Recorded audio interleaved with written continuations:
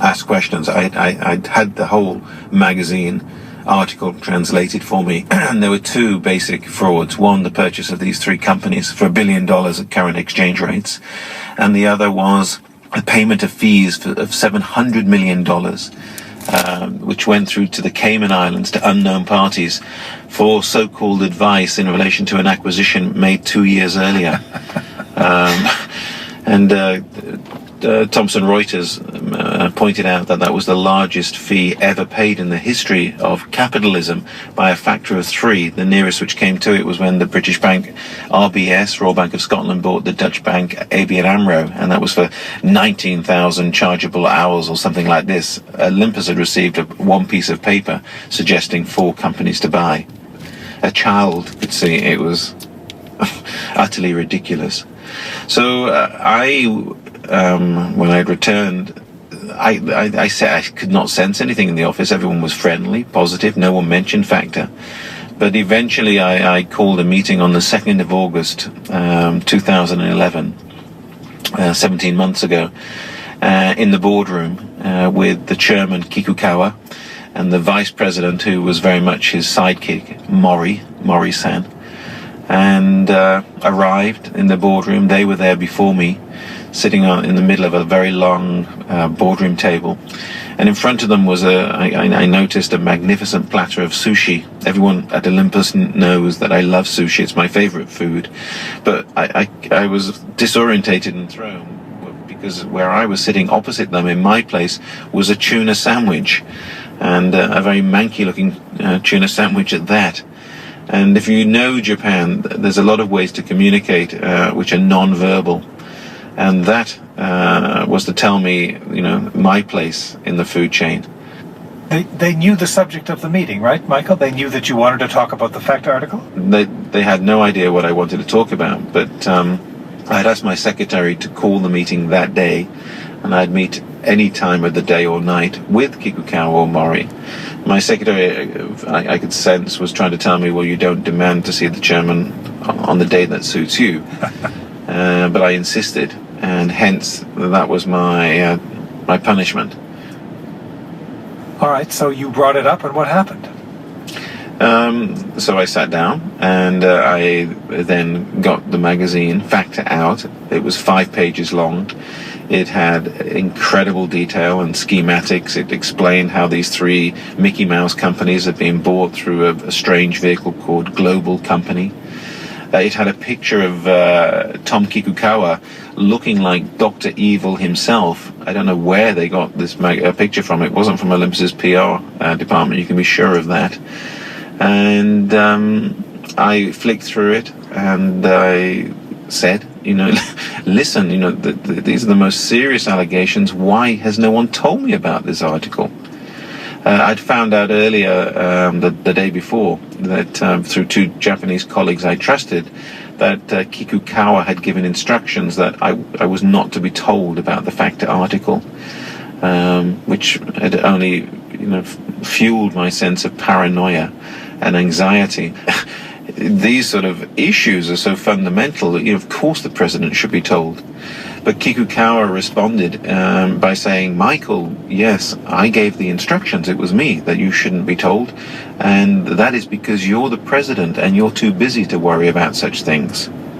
That was his answer, which was bizarre and ridiculous. And I wasn't going to have it. And I went back and said, listen, Tom, I'm the president of the corporation. I have to sign the company accounts. I'm the person who has to sign the letter of representation with our auditors saying that everything we're disclosing is a true and accurate reflection of the financial condition of the company. I need to understand. And he became incredibly agitated, evasive. And I knew then that there was something horribly wrong at the top of the corporation of which I was the president. Did it occur to you at all, Michael, that maybe you'd been brought in as this English-speaking foreigner to run the company so Tom Kikukawa could do whatever little business he had, and hope to sort of, that you wouldn't notice it, that you were there, not to really take charge, but to be a sort of puppet at the top? No, I mean, I can understand why you asked that. If they wanted a puppet, he could have just put Maury into that position. A lot of people speculated Maury would have been the next president. But when I took over Olympus, it was one of the most indebted corporations in the whole of Japan. I think it was the 7th most indebted company, with over $6 billion of debt and a horrible capital equity ratio. And what he needed desperately was somebody who could deliver free cash flow, principally profit. And I'd shown in the United States and Europe and elsewhere that I knew how to run the business to produce a realistic return. And what would have happened is he would have been acclaimed as the chairman who chose the gaijin salaryman president.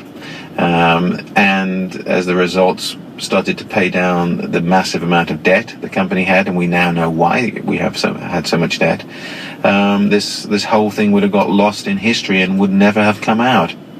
Michael Woodford got no satisfaction on that day, and when more investigative articles were published, suggesting more wrongdoing and possible links between Olympus and the Japanese mob or the Yakuza, Michael began to sense danger and knew he couldn't wait any longer. That for me was enough. I knew I had to bring transparency and openness. There was to be no more of this evasion. And I wrote a series of 6 letters to the board, copying all the board members formally. From letter number 4, I copied Olympus's auditors, Ernst & Young, and not just the Japanese partner, but the senior partner for Asia, Europe, the United States, and Mr. Tully, the chairman and chief executive of the worldwide partnership, because I was worried that something was going to happen to me. I then commissioned PricewaterhouseCoopers to look at this $700 million, just one of the 2 elements of the fraud. And they came back with a report. I commissioned that as the president of Olympus. It was in my rights to do so, which was utterly condemning. And with that, my last letter, letter number 6, I asked for the resignation of the chairman, Kikukawa, and the vice president, Mori. And I begged and pleaded to my 14 board colleagues not to put the fact that I was a gaijin, a foreigner, before the facts, not to put their personal relationship with Mr. Kikukawa ahead of what was right for the company. And the reaction of that letter was an extraordinary board meeting was called, used the title of my letters to discuss serious concerns about mergers and acquisitions, the company's behavior in that respect. But the board meeting wasn't normally scheduled to the end of the month, so Kikukawa, when I heard that he'd called an extraordinary meeting on the Friday, the 14th, I knew I was going to be fired. That was Woodford must have set some kind of precedent when he was fired as president of the Japanese company Olympus. Instead of publicly apologizing or hiding his shame, he went straight to the Financial Times correspondent in Tokyo to spill the entire story. The scandal came to light after newly appointed CEO Michael Woodford asked for answers. He was swiftly dismissed, with Olympus citing management issues. Shares of Japanese camera maker Olympus continue to plunge as more details emerge of a financial scandal dating back 20 years. It's now been revealed that Olympus lost huge amounts through investments over a 20-year period. One report says more than 700 million euros, then covered up those losses by appearing According to the Financial Times, Olympus portrayed him as an outspoken Westerner who diverted from the rest of the management team, but Michael Woodford had a much different story. He exposed to the press the mismanagement and accounting cover-ups he discovered at Olympus. Michael Woodford says he had no choice but to go public when the Olympus chairman, Tom Kikukawa, refused to acknowledge the fraud. If he had done what would have been sensible and logical, even in his own interest, they would have gone quietly, allowing me to bring forensic accountants in, and it would have been easier for them and so much less damaging for the company. But that wasn't to be. Do you think that they thought by getting rid of you they could make the whole thing go away? Yes, and beyond that point, even when I'd gone to the Financial Times. Again, if it wasn't the world's most prestigious journalism looking in on Japan, I mean, the Japanese Prime Minister, Noda, at the time, was forced to speak. And he said, that the Olympus story is concerning, but it doesn't reflect how capitalism works in Japan. Capitalism works in Japan the same as it does elsewhere. That isn't true. That's wrong. And if it wasn't for the worldwide spotlight of media scrutiny, it would have been buried. I'm certain of that. The difference between the Olympus scandal and others was that, I had a loud voice which could communicate the message, which was listened to, and the pressure became unbearable in Japan, which forced eventually the resignation of my board colleagues, and eventually, some 2 months later, the Japanese authorities to act. I mean, there is just an almost astonishing sequence of days that come after your dismissal when you've gone to the press, you're continuing to tell your story, they're denying it and saying that you're basically unhinged, and it's not entirely clear who's going to win until the stock price of Olympus starts to fall. That's what I found so utterly disorientating. I mean, Kikukawa, 3 weeks after my dismissal, eventually resigned for the good of the company, he said. Resigned his presidency. He had taken over my presidency after my dismissal.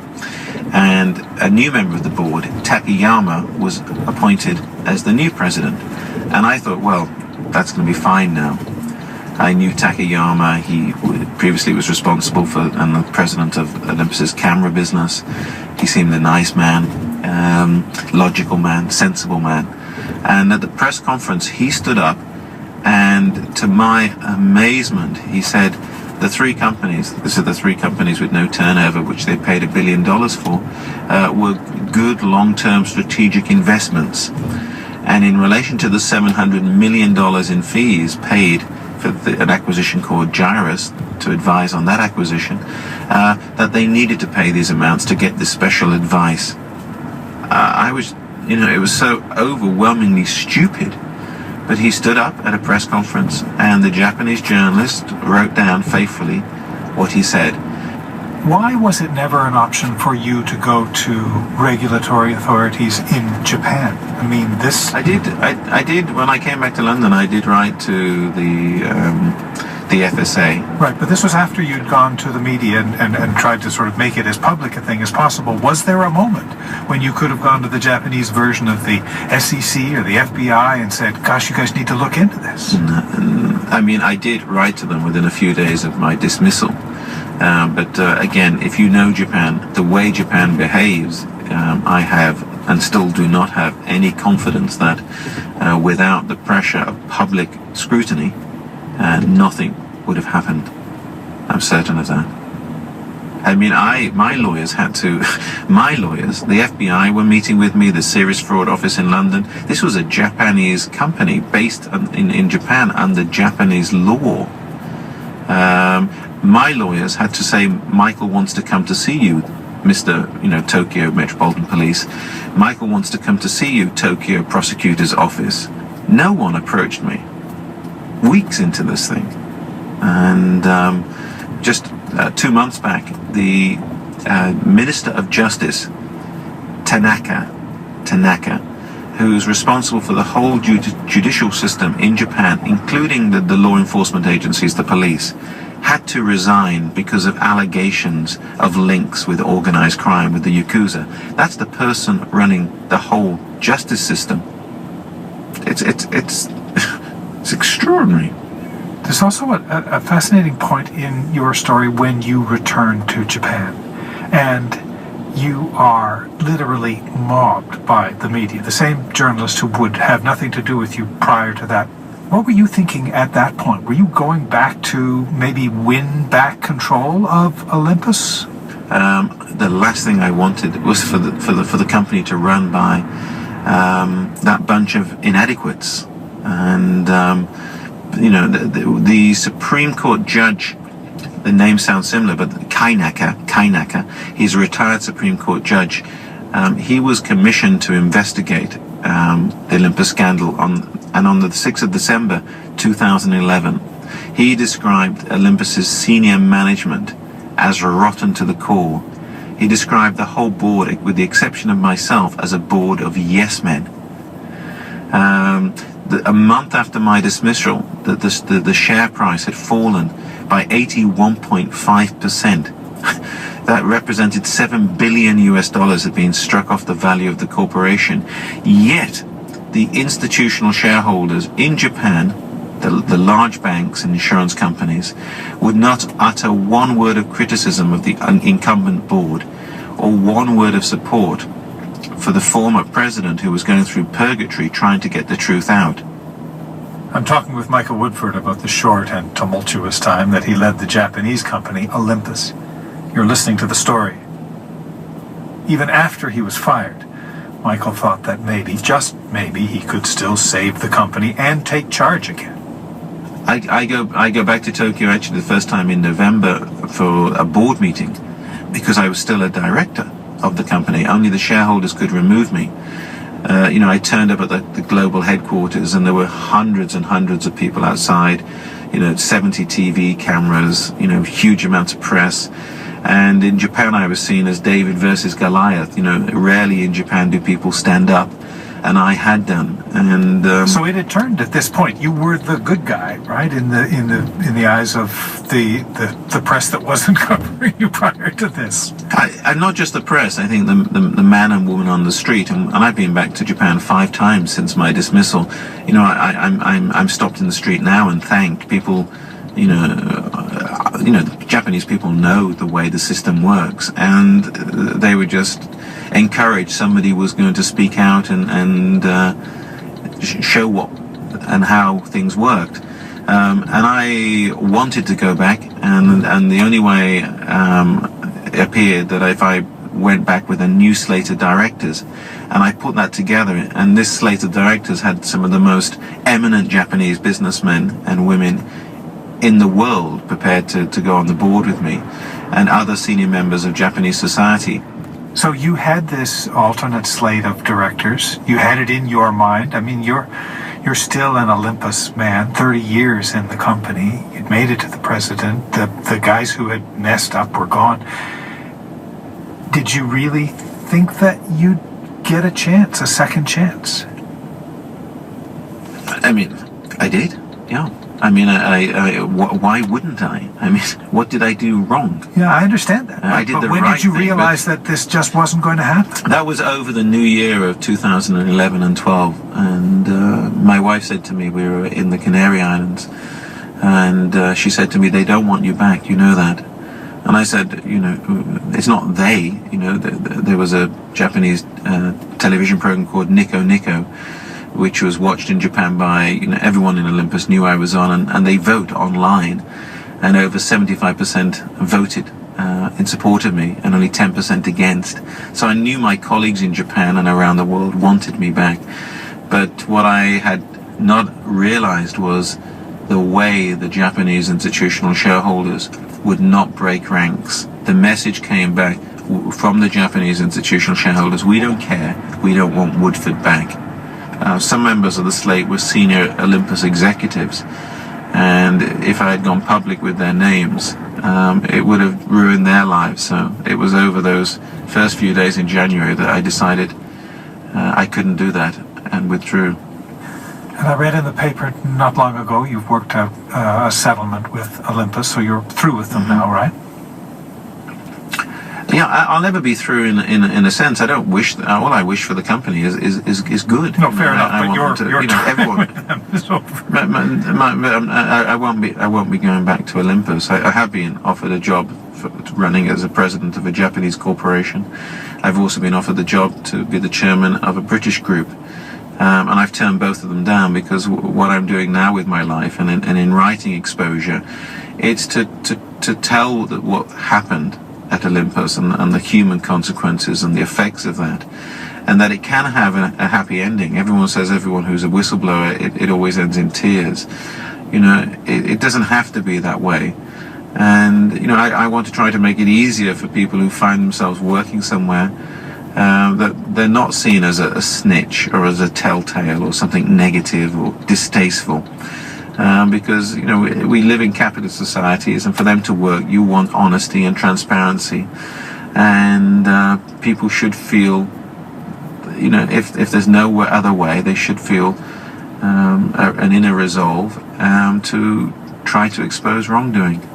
I couldn't agree with you more. And yet another element of success in a capitalist system is loyalty. And I'm interested to hear that there's a company in Britain that's interested in hiring you, and even one in Japan that's interested in hiring you, because I was wondering if, despite the fact that everything you did for the right reasons, you would yourself be somewhat of a pariah, someone that companies might not want to heal. You know, anything that goes wrong in our company, he's going to tell somebody. But it is loyal. I've worked. I mean, you're a member of the awkward squad. You're difficult. You're a troublemaker. But there's no rational logic to that. I mean, I worked for the company for 30 years. You know, if you want loyalty should be to the company and what's right for the company. Olympus they did have a plastic plates company, and they did have a face cream company, and they were losing tens of millions of dollars a year doing this. You know, the company is now rid of all of that. You know, rid of paying people money to do stupid things, wrong things. That's loyalty. You know, if your radio station you found out was bad things going on and people were stealing, is that disloyal of you to report that? Even your question, by its nature, almost suggests that there is something disloyal about reporting wrongdoing. You try to deal with things internally, but if things are wrong, illegal, where is the real loyalty? Well, I think it's in an interpretation of loyalty. I hear what you're saying, but I also know that, you know, whether you use the example of you know, my workplace or your workplace, someone is going to say, you went outside, you washed our dirty laundry in public. We could have dealt with this another way. And maybe that's a twisted sense of loyalty. I wouldn't dispute that. I think it's a perversion of the word loyalty in a sense. I mean, you're right. Organizations are tribal. You know, they tend to want to protect themselves. It's exactly, and I'm glad you asked this question, why we should air these issues and explore these issues, that I'm not going to go back to corporate life, but I'm going to try to use something which I fell into accidentally to try to move the agenda forward, where, you know, companies will say, yeah, these people did the right thing, and we shouldn't be afraid of them, and otherwise it's a rather depressing place we leave it, isn't it? Michael Woodford is the former president of Olympus. Tom Kikukawa, the former chairman, the man who promoted Michael to president, was arrested a year ago. This past September, he and other former Olympus executives pled guilty to charges of hiding losses of $1.7 billion, and they're awaiting trial. Michael's written a book about his experiences. It's called Exposure, and we have a link on our website at thestory.org.